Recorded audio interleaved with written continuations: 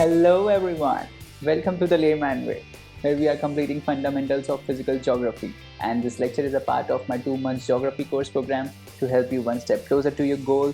And guys, this program is all free, so don't forget to smash that like button, subscribe, and also turn on the notifications. Alright, if you want to view our full course, you can always click on the I button in the top right corner and view our full playlist. And guys, if you are following this program, do not forget to leave a comment down below about your progress in the course, guys, so that we can motivate one another. And let's get started.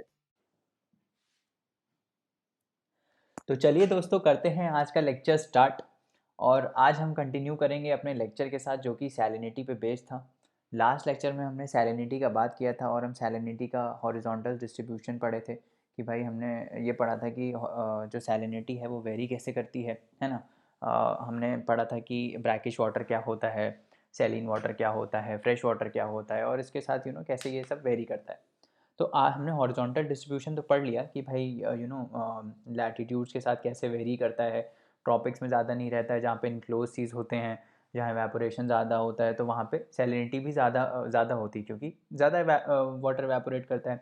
But जो salinity है वो depth के साथ कैसे very करती है, वो आज हम देखते हैं। तो सबसे पहले तो जनरली क्या होता है, आप मेरे को ये बताओ कि जब हम टेम्परेचर का ये थर्मोक्लाइन पढ़ा था हमने, तो हमने पढ़ा था कि शुरुआत का जो 3 लेयर्स में डिवाइडेड होता है। एक तो शुरुआत का लेयर होता है जहाँ पे मोस्टली फ्रेश वाटर रहता है ना। उसके बाद एक रैपिड डिक्रीज़ का पॉइंट आता है जहाँ पे जो टेम्परेचर है वो रैपिडली डिक्रीज़ करता है, जिसको हम थर्मोक्लाइन बोलते थे। और उसके बाद एक तीसरी लेयर आती थी जहाँ पे रिलेटिवली टेम्परेचर का जो डिक्रीज़ है वो रिलेटिवली कांस्टेंट रहता है। यू आर सीइंग कि ये जस्ट एक स्ट्रेट लाइन सी ही है, थोड़ा बहुत डिक्रीज़ होता है, ठीक है। तो अब क्या होता है कि जो सरफेस लेयर होती है ना वाटर की, वो काफ़ी डायनेमिक होती है, ठीक है। अब इसमें क्या हो सकता है कि इसमें ये भी हो सकता है कि जैसे हमने पिछले में बात किया था कि रिवर का वाटर आके इसमें ऐड हो सकता है, तो सैलिनिटी कम हो जाएगी, है ना, क्योंकि फ्रेश वाटर ऐड होगा, ये हमने पढ़ा था। और ऐसा भी हो सकता है कि ऊपर वाली लेयर का एवेपोरेशन हो जाए, जैसे कि हमारे 10 डिग्रीज लैटिट्यूड पे होता है, रेड सी में जैसे होता था, है ना। तो ये डिपेंड करेगा कि सरफेस वाटर जो है उसकी सैलिनिटी कैसे वेरी करेगी। अगर इसमें रिवर वाटर आके अपना वाटर ड्रेन कर रहा है, फ्रेश वाटर, तो सैलिनिटी कम होगी। और अगर इसमें एवेपोरेशन ज़्यादा हो रहा है सरफेस लेयर का, तो क्या होगा, तो आपका सैलिनिटी ज़्यादा होगी, ठीक है। तो ये डिपेंड करेगा लोकेशन पे कि लोकेशन किस किस पार्ट पे हम डिपेंड कर रहे हैं, किस पार्ट ऑफ द लैटिट्यूड की हम बात कर रहे हैं, उस पर सरफेस वाटर का सैलिनिटी डिपेंड करेगा, ठीक है। बट हम जब इससे थोड़ा नीचे जाएंगे, ठीक है, जब हम इससे थोड़ा नीचे जाएंगे तो जनरली क्या होता है, सैलिनिटी इंक्रीज़ करती है जैसे हम नीचे जाते हैं। जनरली बोल रहा हूँ मैं, ध्यान रखना। ऐसा हमेशा कोई रूल नहीं है कि भाई सैलिन हम नीचे जाएंगे तो सैलिनिटी बढ़ेगी, ऐसा नहीं है। जनरली यूजुअली जो सैलिनिटी होती है वो नीचे जाने पे बढ़ती है, ठीक है। बट एक ऐसा पॉइंट आता है, जैसे टेम्परेचर में आ रहा था ना थर्मोक्लाइन, जहाँ पे रैपिड डिक्रीज़ हो रहा था, वैसे ही सैलिनिटी में भी जब वो डेप्थ के साथ वेरी करती है, तो ऐसा एक रीजन आता है जहाँ पे सैलिनिटी एक रैपिडली इंक्रीज़ करती है। उस रैपिड इंक्रीज़ वाले पार्ट को हम क्या बोलते हैं, हम बोलते हैं हेलो क्लाइन, ठीक है, हेलो क्लाइन। तो जहाँ पे भी सैलिनिटी जिस पार्ट ऑफ द ओशन पे डेप्थ के साथ जब हम देखते हैं सैलिनिटी को, तो डेप्थ के साथ जो एक ऐसा रीजन आता है जहाँ पे सैलिनिटी जो है वो रैपिडली इंक्रीज़ करती है, उसको हम बोलते हैं हेलो क्लाइन, ठीक है। हेलो क्लाइन क्या होता है, rapid increase in the rapid increase और रैपिड चेंज बोलूँगा, रादर मैं रैपिड चेंज ज़्यादा बेटर वर्ड है, क्योंकि ज़रूरी नहीं है कि इंक्रीज़ ही हो, है ना। हमने बोला था कि जनरली इंक्रीज़ होती है, ऐसा भी हो सकता है कि डिक्रीज़ हो, बट जनरली इंक्रीज़ होती है। तो rapid change in the salinity of ocean water एक ऐसा जोन होता है, एक ऐसा ट्रांजिशन जोन होता है जहाँ पे सैलिनिटी रैपिडली क्या करती है, चेंज होती है। अब वो चाहे इंक्रीज़ हो रही हो चाहे डिक्रीज़ हो रही हो, कोई भी रैपिड चेंज होगा तो उसको हेलोक्लाइन बोलेंगे, ठीक है। अब हमको ये तो मालूम है कि जो ज़्यादा सैलिन वाटर होता है वो ज़्यादा डेंसर होता है ना। तो जो भी ज़्यादा सैलिन वाटर होगा वो क्या सिंक करेगा नीचे, है ना। तभी तो हम बोल रहे हैं कि नीचे जाने पे जनरली क्या होता है, सैलिनिटी बढ़ती है, क्योंकि जनरली हम नीचे जाते हैं तो जो वाटर होता है वो ज़्यादा डेंसर होता है, और जो वो ज़्यादा डेंसर वाटर होता है वो जनरली नीचे रहता है। और जो सरफेस जो लाइटर वाटर होता है वो ऊपर रहता है। तो लाइटर वाटर का जनरली सैलिनिटी कम होता है, और डेंसर वाटर का ज़्यादा होता है, तभी तो वो नीचे होता है ना। तो इसीलिए हम बोलते हैं कि जनरली सैलिनिटी नीचे जाने पे बढ़ती है, बिकॉज डेंसर वाटर सिंक्स, है ना। तो ये कंसेप्ट है। उसके बाद अब एक ये भी देख लो, ये वैसे ज़्यादा थोड़ा डीप हो गया, बट सिंस पढ़ रहे हैं तो पढ़ लेते हैं कि डेंसिटी के साथ भी सेम चीज़ होती है कि डेंसिटी नीचे जाने पे एकदम कांस्टेंट रहती है शुरुआत में, ठीक है। उसके बाद एक रैपिड चेंज का रीजन आता है जहाँ पे डेंसिटी रैपिडली इंक्रीज़ करती है, वो वाले रीजन को हम क्या बोलते हैं, उस वाले रीजन को हम बोलते हैं पाइक्लोक्लाइन। ज़रूरी नहीं है याद करो, बट ठीक है एक बार ऐसे देख लो। इंपॉर्टेंट है हेलोक्लाइन और थर्मोक्लाइन, ये दोनों पता होना चाहिए कि थर्मोक्लाइन क्या होता है और हेलोक्लाइन क्या होता है। पाइक्नोक्लाइन इतना इंपॉर्टेंट नहीं है, बट हाँ ठीक है, एक बार ऐसे पढ़ लो, क्या पता कभी एमसीक्यू में मानने में काम आ जाए, है ना। तो जब डेंसिटी बहुत ज़्यादा इंक्रीज़ करती है किसी रीजन में ओशन वाटर के, तो उसको हम क्या बोलते हैं, उसको हम बोलते हैं पाइक्नोक्लाइन, करेक्ट। और ये मैंने बता दिया आपको कि सरफेस वाटर जो है उसका सैलिनिटी इस पे डिपेंड करेगा कि फ्रेश वाटर आ रहा है, इसमें रिवर अपना वाटर एम्प्टी कर रही है, कि इसका इवेपोरेशन ज़्यादा हो रहा है। अगर इवेपोरेशन ज़्यादा होगा तो सैलिनिटी भी ज़्यादा होगी, बट अगर फ्रेश वाटर ज़्यादा आ रहा होगा तो सैलिनिटी कम हो जाएगी, है ना। तो ये है इसका, कैसे ये डेप्थ के साथ वेरी करती है, ठीक है। अब हम दूसरा पढ़ते हैं कि ये जो ओशन वाटर है, जैसे कि हम हमने पढ़ा था कि ओशन करेंट्स होते हैं, ओशन वाटर मूव करता है। तो हम ये पढ़ते हैं आगे कि ओशन वाटर जो है वो अपना मूव करता कैसे है, आखिर ये मूव करता कैसे है। ऐसा तो है नहीं कि खड़े खड़े मूव कर जाएगा, कुछ कुछ फैक्टर्स होंगे जो इसको मूव कराते हैं, कुछ कुछ फोर्सेस होंगे, करेक्ट। तो वो देखते हैं हम। तो सबसे पहले हम बात करते हैं कि सबसे जेनरिक टर्म जो है वो वेव्स। वेव्स क्या होती हैं। तो जनरली लोगों एक हमारे इमेजिनेशन में आता है माइंड का कि वेव जब हम बात कर रहे होते हैं तो हम ऐसे बोलते हैं कि जो ओशन का वाटर है मूव कर रहा है ना, कि ओशन का वाटर यहाँ से आके इधर आ गया। जी नहीं, वेव ये नहीं होता है। वेव क्या होता है, wave is basically the transmission of energy. जो पानी में एनर्जी है उसको जब ओशन ट्रांसमिट करता है तो वो एक वेव के फॉर्म में करता है। ऐसा नहीं है कि जो यहाँ पे पानी का पार्टिकल है वो यहाँ पे आ गया आपका, ऐसा कुछ भी नहीं होता है, ठीक है। It is just the transmission of energy. Energy एक ट्रांसमिट करती है ना, उसको हम बोलते हैं वेव। लेट्स सी क्या होता है वो, कैसे होता है और क्या होता है, ठीक है। तो waves are actually the energy and not the water as such which moves across the ocean surface, ठीक है। तो आप ये देख रहे होगे, आपको लग रहा होगा कि पीछे से पानी आ रहा है इधर। नहीं नहीं, ऐसा कुछ नहीं है, पीछे से कुछ पानी नहीं आ रहा है। ये बस एक एनर्जी का ट्रांसमिशन है। वो कैसे है मैं बताता हूँ अभी। तो जो, बस आप ये समझ लो कि ये एनर्जी ट्रांसमिट हो रही है, ये पानी मूव नहीं कर रहा है, ठीक है। जो पानी अपनी जगह पे है ना वही ऊपर नीचे हो रहा है। वेव ऐसे होती है ना, वेव ऐसे ऊपर आती है फिर नीचे आती है, पूरा ऊपर नीचे आती है। तो यहाँ पे जो पार्टिकल है ना ये बस ऊपर जा रहा है और ये बस नीचे आ रहा है। तो ऐसा नहीं है कि ये पार्टिकल इधर आ गया है, ये वाटर का पार्टिकल इधर नहीं आया है, ये बस ऊपर और नीचे जा रहा है, ऊपर और नीचे जा रहा है, ठीक है। इस टाइप से वेव ट्रैवल करता है, ठीक है। तो वाटर पार्टिकल्स जो हैं they travel only in a small circle as a wave passes, and wind causes the waves to travel in the ocean and the energy is released on the shorelines। Definitely सही बात है। अभी क्या बोल रहा है कि जो विंड है, विंड जब मूव करती है तो वो वाटर को अपने साथ लेके मूव करती है। ये तो मैं पिछले लेक्चर में ही बता चुका हूँ कि जब मैं पढ़ा रहा था आपको कि विंड का ग्लोबल सर्कुलेशन में पढ़ा रहा था, तो मैंने आपको ये बताया था कि भाई विंड जब ब्लो करती हैं तो अपने साथ वाटर लेके जाती हैं। जब मैं ये बता रहा था कि नॉर्थ ईस्ट ट्रेड विंड्स जो हैं वो जब मूव करती थी तो ट्रेडर्स उसको यूज़ करते थे। ट्रेडर्स अपने शिप को सेल करने के लिए इन्हीं विंड्स का यूज़ करते थे, क्योंकि ये विंड्स जो हैं वो ओशन के वाटर को ऐसे डायरेक्शन में मूव कर दी थी।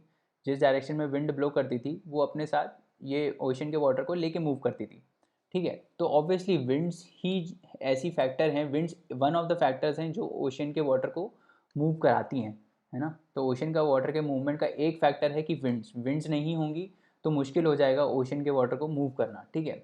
तो विंड्स अपनी एनर्जी ओशन के वाटर में ट्रांसमिट करती हैं और वो उसको मूव कराती हैं। और जब ये वेव्स जो हैं वो शोर लाइन, जो कि आपका बीच वगैरह होता है, वहाँ पे जाके टकराती हैं तो वो अपना एनर्जी रिलीज़ कर देती हैं यहाँ पे जाके, है ना। और फिर वो वापस चली जाती हैं, है ना। ऐसे ही होता है, करेक्ट। वेव डिसिपेट हो जाती है शोर पे आने के बाद, करेक्ट। तो वो यही बोल रहा है कि energy is release on the shore lines and on approaching the beach it slows down due to the friction between the water and the floor. क्या बोल रहा है, देखो सबसे पहले जो वेव आती है, ठीक है, वेव जो आती है वो इस टाइप से मूव करती है, हमको पता है इस टाइप से मूव करती है वेव, है ना। तब आप देखो, आपको लगेगा कि ये इधर आ गया, ये इधर कुछ नहीं आ रहा है, ठीक है। ये पॉइंट पे कंसंट्रेट करो जो ये राउंड सर्कल में घूम रहा है, ठीक है। तो क्या हो रहा है कि ये जब भी एनर्जी आगे ट्रांसमिट हो रही है तो ये जो पार्टिकल है वो थोड़ा सा आगे जा रहा है और थोड़ा सा पीछे जा रहा है और थोड़ा सा ऊपर जा रहा है और थोड़ा सा नीचे जा रहा है, करेक्ट। ये ऐसे एक सर्कल में मूव कर रहा है ना। ये कहीं आगे पीछे नहीं जा रहा है, ये पहले ऊपर जा रहा है, नीचे जा रहा है और ऐसे सर्कल में मूव कर रहा है, ठीक है। तो ये क्या कर रहा है, जब ये इधर जाता है, जब ये पार्टिकल अपने राइट हैंड साइड जाता है, तो वो नीचे पार्टिकल को धक्का देता है और फिर वो नीचे वाला पार्टिकल ऊपर जाता है, ठीक है। तो इस टाइप से वेव मूव करती है, समझ में आ रहा है। कोई भी एक पर्टिकुलर पार्टिकल जो है वो एक सर्कुलर मोशन करता है, ये इसमें दिख रहा होगा आपको, वो एक सर्कुलर मोशन कर रहा है, ये कहीं आगे और पीछे नहीं जा रहा है। ऐसा नहीं कि ये पार्टिकल इधर आके आ गया, ऐसा कुछ नहीं है। ये बस एक एनर्जी ट्रांसमिट हो रही है वेव की साथ में, जो पार्टिकल जो हैं वो आपस में एक दूसरे के साथ टकरा के इस टाइप का मोशन बनाते हैं, एक सर्कुलर मोशन बनाते हैं, जिससे एनर्जी जो है वो आगे ट्रांसमिट होती है और वो वेव के फॉर्म में आगे जाती है। और आप इसमें एक और चीज़ देखो कि जो सरफेस पे पार्टिकल है वो ज़्यादा बड़ा सर्कल बना रहे हैं, और जैसे ही आप डेप्थ में जाओगे तो वो सर्कल जो है वो छोटा छोटा हो जाता है, छोटा छोटा हो जाता है, और ये नीचे वाला तो मूव ही नहीं कर रहा इनफैक्ट। तो वेव का जो स्पीड होता है वो सबसे ज़्यादा सरफेस पर होता है, ठीक है। फिर जैसे जैसे नीचे जाओगे वैसे वैसे वो कम होता जाता है, वैसे वैसे मूवमेंट कम होता जाता है। तो इसीलिए बोलते हैं कि जब आप मिड ओशन में रहते हो, जब आप इतने बड़े सी में हो और आप मिड ओशन में रहते हो, तो वहाँ पे भी वेव्स आती हैं, बट वो वेव्स आपको पता नहीं चलती, क्योंकि आप जब मिड ओशन में रहते हो तो उसका जो डिस्प्लेसमेंट होता है वो बहुत ही कम होता है, नेग्लिजिबल होता है। बट यही चीज़ जब ये सरफेस पे जाके कॉन्टिनेंट से टकराती है, मतलब जब ये वेव्स जो आ रही हैं, जो ये वेव्स जब आ रही हैं, ये जब कॉन्टिनेंट से अपना टकराती हैं, तो वो उसका हाइट बढ़ा देती हैं, ठीक है, इसका हाइट बढ़ा देती हैं। तो ये फील होता है हमको कि भाई वेव आके हिट करी इसको, ठीक है। और ऐसा क्यों होता है, ऐसा इसलिए होता है क्योंकि ये देखो ये पानी आ रहा है यहाँ पे, तो भाई ये पूरा एक बैरियर सा है ना, ये पूरा एक बैरियर सा है। कोई भी चीज़ इसको, जो आने वाली चीज़ को रोकेगी तो क्या करेगी, एकदम से स्टॉप करेगी, तो उसका हाइट बढ़ जाएगा, एम्पलीट्यूड बढ़ जाएगा, और वो सारा एनर्जी इधर रिलीज़ कर देगी, करेक्ट। तो यही होता है वेव में, ठीक है। वेव आ रही होती है और यहाँ पे एक स्टॉप कर देती है, ये मतलब अपना एक हाथ लगा के इसको स्टॉप कर देती है कॉन्टिनेंट। तो क्या होता है, जैसे ये इसको स्टॉप करता है तो इसका हाइट बढ़ जाता है, क्योंकि पीछे से भी तो आ रहा है। एक ऐसे लाइन कंसिडर करो कि भाई एक क्यू में खड़े हो सब लोग, ठीक है, एक क्यू में खड़े हो सब लोग। तो जनरली क्या होता है, मान लो ये पूरा क्यू ट्रैवल कर रहा है आगे, ठीक है, नॉर्मल स्पीड से। तो क्या होगा, मान लो यहाँ पे आके कोई एक आदमी आके इसको रोक देता है। इसको अगर इसने रोक दिया तो पीछे वाले धक्का मारेंगे एक दूसरे को, धक्का मारेंगे तो इसके ऊपर प्रेशर पड़ेगा, इसके ऊपर प्रेशर पड़ेगा तो ये ऐसे ऊपर उछल जाएगा, ठीक है।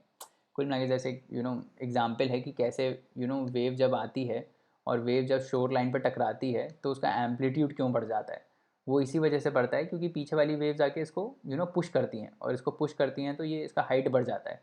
इसका हाइट बढ़ जाता है तो इसका वेवलेंथ कम हो जाता है। इसका वेवलेंथ कम हो जाता है, हम बात करेंगे वेवलेंथ क्या होता है। इसका वेवलेंथ कम हो जाता है और इसका हाइट बढ़ जाता है। चलो बात कर ही लेते हैं कि क्या कैसे वेव ट्रैवल करता है। तो जब वेव ट्रैवल करता है तो उससे कुछ कुछ टर्मिनोलॉजीज़ होती हैं। जैसे जैसे ये जो ऊपर नीचे वाला डिस्टेंस होता है ना, इसको हम बोलते हैं वेव हाइट। मतलब ये ऊपर वाला डिस्टेंस और ये जो नीचे वाला है, इनके बीच में जो डिस्टेंस होता है, इसको हम बोलते हैं wave height. The distance between the crest and the trough, इसको हम बोलते हैं क्रेस्ट। इसको, और जो नीचे वाला होता है इसको हम क्या बोलते हैं, ट्रफ, ठीक है। ट्रफ मतलब जो सिंक वाला पार्ट है, जो डाउन वाला पार्ट है उसको हम ट्रफ बोलते हैं। जो ऊपर उठा हुआ वाला पार्ट होता है वेव का, उसको हम क्या बोलते हैं, क्रेस्ट। और इन दोनों के बीच के डिस्टेंस को हम क्या बोलते हैं, वेव हाइट, ठीक है। इसको हम बोलते हैं वेव हाइट। अब अब इसके एक सेंटर में हम एक लाइन बना देते हैं इस वेव के। तो अब सेंटर से ये जितना क्रेस्ट ऊपर है और ये जितना ट्रफ नीचे है ना, इसको हम बोलते हैं एम्पलीट्यूड ऑफ द वेव, ठीक है। इसको हम बोलते हैं एम्पलीट्यूड। ये टर्मिनोलॉजीज़ हैं, बस ध्यान रखना, ठीक है। फिर एक क्रेस्ट और दूसरी क्रेस्ट के बीच में जो डिस्टेंस होता है उसको हम क्या बोलते हैं, उसको हम बोलते हैं वेवलेंथ, ठीक है। जैसे ये अगर आप वीडियो देखोगे, क्लिप देखोगे, तो इसमें वेवलेंथ कैसा होगा, यहाँ पे ये क्रेस्ट आ रहा है, ठीक है, और फिर यहाँ पे ये क्रेस्ट आ रहा है। तो इन दो क्रेस्ट के बीच में, मतलब थोड़ा सा वही इधर उधर है, ठीक है। तो इन दोनों क्रेस्ट के बीच में, इन दोनों क्रेस्ट के बीच में जो डिस्टेंस है ना, इसको ये होगा इसका वेवलेंथ, ठीक है। ये देखो यहाँ पे क्रेस्ट आ रहा है और फिर एक यहाँ पे आ रहा है, ठीक है। तभी वेव डिसिपेट हो रही है। पूरी एक वेव यहाँ पे ऐसे करके इधर है ना, पूरी एक वेव जो आ रही है वो ऐसे करके इधर जा रही है ना। तो वही बोलते हैं कि इन दोनों के बीच में जो डिस्टेंस है वो हो गया इसका वेवलेंथ, ठीक है। अब अगर मैं इस वेवलेंथ को कम कर दूँ, मान लो मैं इसको कंप्रेस कर देता हूँ इस वेव को, तो क्या होगा, इसका हाइट बढ़ जाएगा, है ना, क्योंकि एनर्जी सेम रखनी है इसकी, ठीक है। बस इतना याद रखो कि जब ये शोर पे टकराती है वेव तो उसका हाइट जो है वो बढ़ जाता है, वेवलेंथ कम हो जाती है, वेवलेंथ कम होने की वजह से इसका हाइट बढ़ जाता है और वो सारी एनर्जी शोर पे डिसिपेट कर देती है, ठीक है। अब मैक्सिमम में वेव हाइट किस पे डिपेंड करेगी, ये डिपेंड करेगी विंड उसको कितनी तेज़ी से ब्लो कर रही है। जितनी ज़्यादा विंड की स्पीड होगी, जितना ज़्यादा विंड का फोर्स होगा, उतने ही स्ट्रेंथ के साथ ये वेव मूव करेगी आगे, है ना।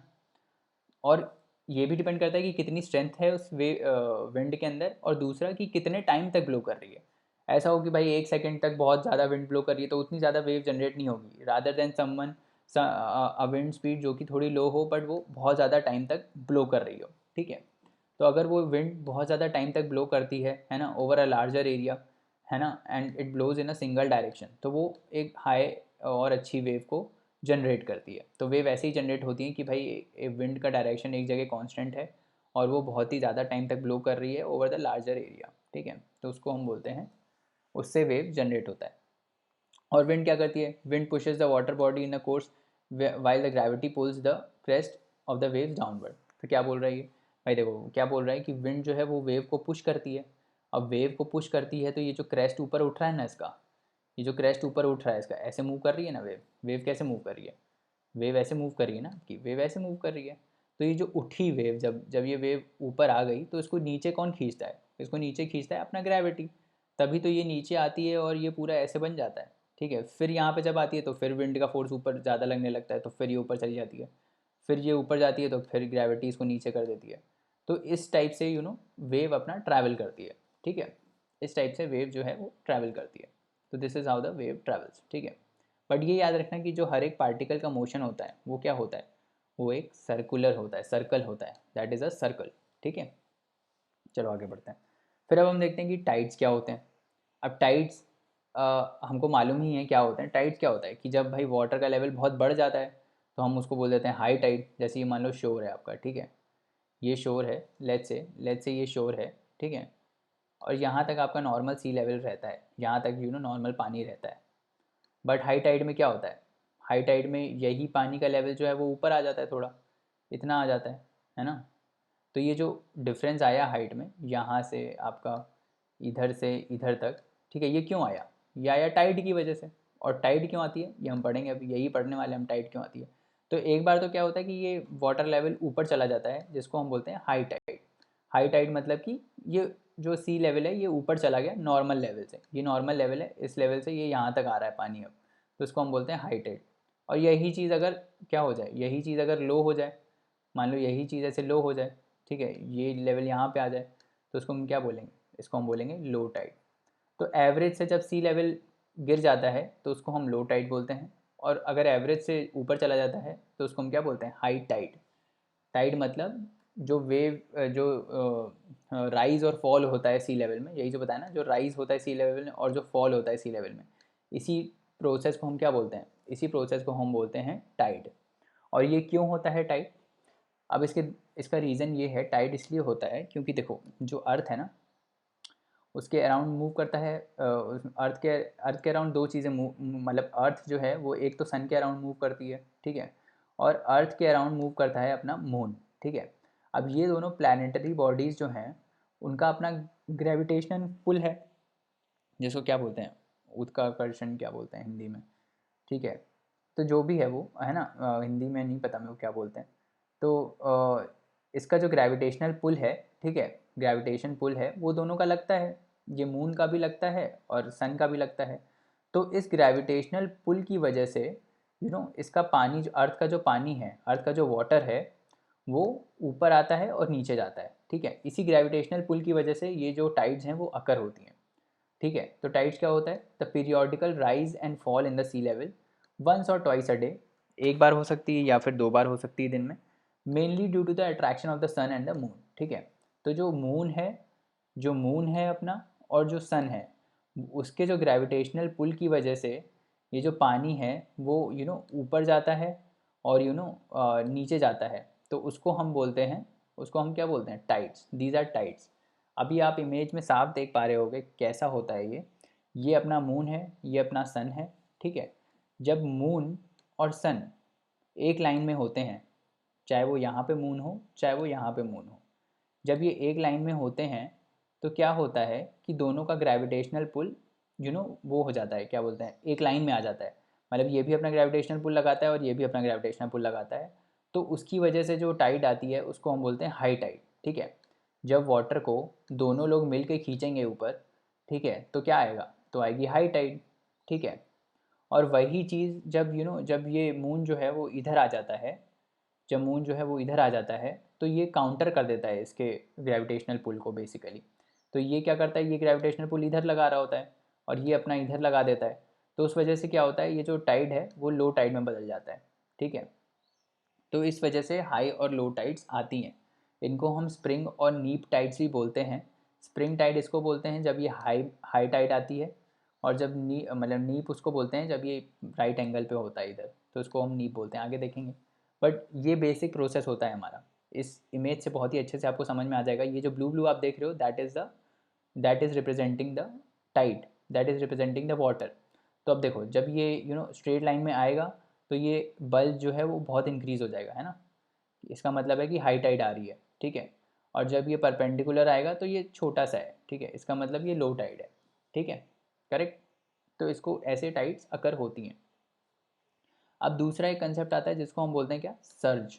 सर्ज क्या होता है, सर्ज मतलब कि वाटर, जब जो हमारा ओशन वाटर है, जब वो मूव करता है because of the meteorological effects. Meteorological effects मतलब जैसे विंड्स हो गए या फिर एटमॉस्फेरिक प्रेशर में चेंज की वजह से, है ना।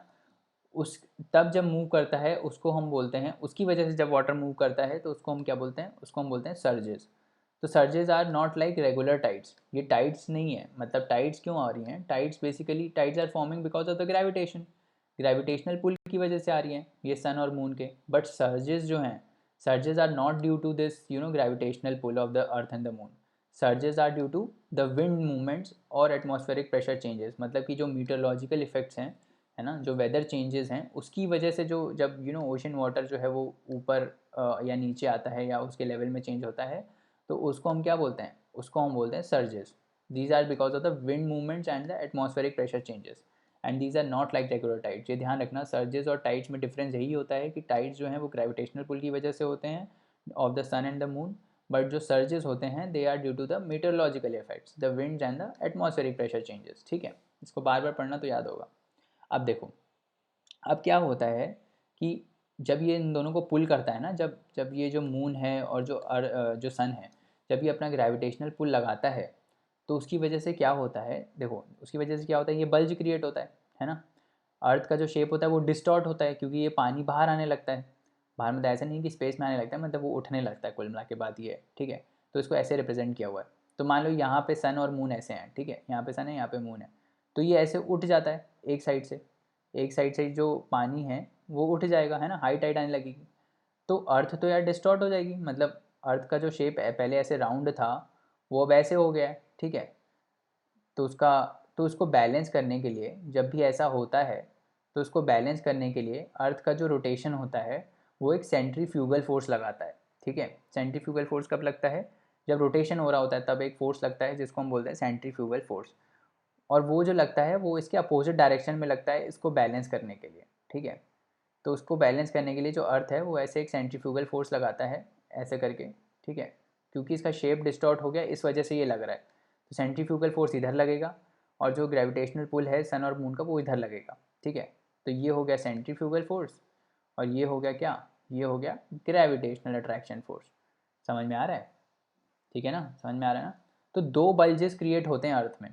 एक तो ये आप देख रहे हो ना, जब ये इधर आएगा तो दो बल्ज क्रिएट हो रहे हैं, एक इधर और एक इधर भी क्रिएट हो रहा है। दिख रहा है ना, देखना अभी, ये देखो दो क्रिएट हुए ना। जब ये इधर आया तो भी दो क्रिएट हुए, अभी ये इधर आएगा तो भी दो क्रिएट होंगे, एक इधर और एक इधर, करेक्ट। इधर इधर करेक्ट हो रहा है ना। तो ये वाला कहाँ से आ रहा है, जब ये मून है, जब ये यहाँ पे आ जा रहा है, तो ये वाला कहाँ से आ रहा है, यहाँ पे कौन सा फोर्स लग रहा है। तो यहाँ पे जो फोर्स लग रहा है that is the centrifugal force, that is called the centrifugal force. वो सेंट्रीफ्यूगल फोर्स क्यों लग रहा है, वो अर्थ के रोटेशन की वजह से जो फोर्स लग रहा है to balance the force that is, जो जो ये मून और सन फोर्स लगा रहे हैं, उसको बैलेंस करने के लिए जो फोर्स लग रहा है that is called the centrifugal force, ठीक है।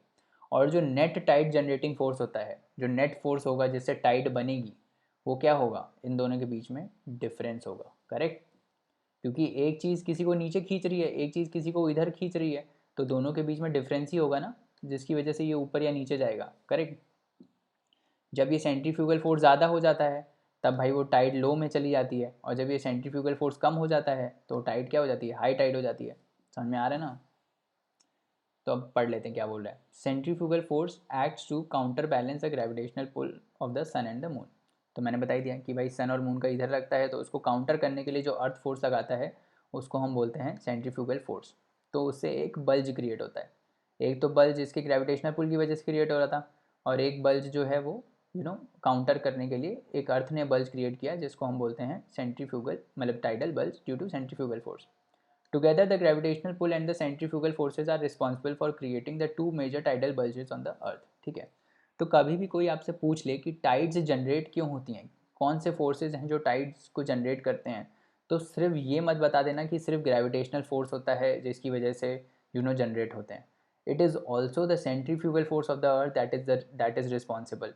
तो दो फोर्सेज होते हैं कि यूपीएससी आराम से आपको कंफ्यूज कर सकता है, क्योंकि हमारा जो जनरली कंसेप्ट होता है टाइड्स पढ़ने का, हम बस बेसिक ये पढ़ते हैं कि जो ग्रेविटेशनल पुल है अर्थ का, ग्रेविटेशनल पुल है जो मून का और सन का, उसकी वजह से जो पानी का मूवमेंट ऊपर नीचे होता है उसको हम टाइड बोल देते हैं। कोई ये बताता ही नहीं है कि जो सेंट्रीफ्यूगल फोर्स होता है वो भी लगता है भाई पीछे, वो भी लगता है उसको काउंटर करने के लिए। और जो नेट टाइड जनरेटिंग फोर्स होता है that is the difference between the two. It is not just pure gravitational attraction force that is causing the tides। Gravitational जो टाइड्स हैं वो सिर्फ ग्रेविटेशनल फोर्स की वजह से नहीं आ रही हैं, it is because of the centrifugal force as well. तो सेंट्रीफ्यूगल फोर्स भी रिस्पॉन्सिबल है टाइड जनरेट करने के लिए, ये ध्यान रखना, लिख लो कॉपी में। ठीक है, तो ये कंसेप्ट है इसका कि दोनों के बीच में जो डिफरेंस होता है उसी की वजह से टाइड्स आती हैं। अगर ये ग्रेविटेशनल फोर्स ज़्यादा है तो हाई टाइड आ जाती है ना, और जब ये डिफरेंस कम होता है तो लो टाइड आ जाती है। ठीक है, तो इस टाइप से जो टाइड्स हैं वो जनरेट होती हैं। तो ये ध्यान रखना कि सेंट्रीफ्यूगल फोर्स भी है और ग्रेविटेशनल फोर्स भी है, दोनों की वजह से जो नेट इफेक्ट पड़ता है उससे टाइड्स आती हैं। It is not only the gravitational force. ठीक है ना? चलिए दोस्तों, आज के लिए इतना रहने देते हैं, बाकी कंसेप्ट्स नेक्स्ट लेक्चर में पढ़ेंगे। और जाने से पहले लाइक शेयर सब्सक्राइब करना ना भूलें, चैनल को रिकमेंड करें अपने दोस्तों को, और आप हमको अपने डाउट्स और क्वेरीज़ जो हैं वो queries@thelaymanway.com पे भेज सकते हैं, जहाँ पे हम आपका रिप्लाई इंस्टेंटली करेंगे। तो चलिए नेक्स्ट लेक्चर में मिलते हैं, तब तक पढ़ते रहिए, हार्ड वर्क करते रहिए। Thank you so much, bye bye and take care.